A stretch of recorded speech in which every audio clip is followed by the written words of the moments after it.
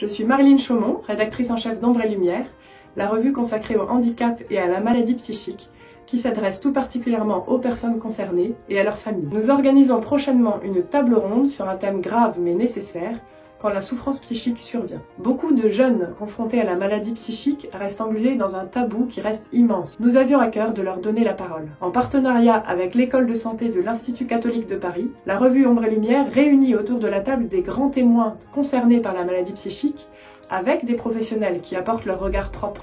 Cette table ronde sera l'occasion de montrer qu'il n'y a pas de fatalité dans la maladie. C'est aussi un bon moyen de sensibiliser les étudiants, leurs proches et les enseignants à un sujet trop mal connu. Retenez bien la date de cette table ronde, le jeudi 1er février de 19h à 21h, au cœur de l'université à l'Institut catholique de Paris. Nos deux témoins principaux seront Caroline Valentini, qui a écrit un livre sur son expérience de la maladie psychique, et Ludivine Forgereau, qui accepte de revenir sur sa dépression sévère alors qu'elle sort tout juste de ses années étudiantes. Quant à Mathieu Bellassène, je l'ai déjà rencontré. C'est un psychiatre attentif à la réalité de ce que vivent les jeunes et très soucieux de la dignité humaine. L'école de santé de l'ICP, dont nous sommes partenaires, sera évidemment représentée aussi par un professionnel qui vit de près la réalité de la souffrance étudiante. Et par ailleurs, grâce à eux, nous élèverons aussi la réflexion grâce à la philosophe Blandine Imbert qui introduira la table ronde. Il faut savoir que chaque année, ce sont 15 000 nouveaux jeunes qui font une crise psychotique. Beaucoup de non-dits demeurent sur des facteurs déclencheurs de la maladie, et il est parfois délicat d'accompagner avec justesse ceux qui sont concernés. Il est vraiment important d'en parler. Alors rendez-vous le 1er février.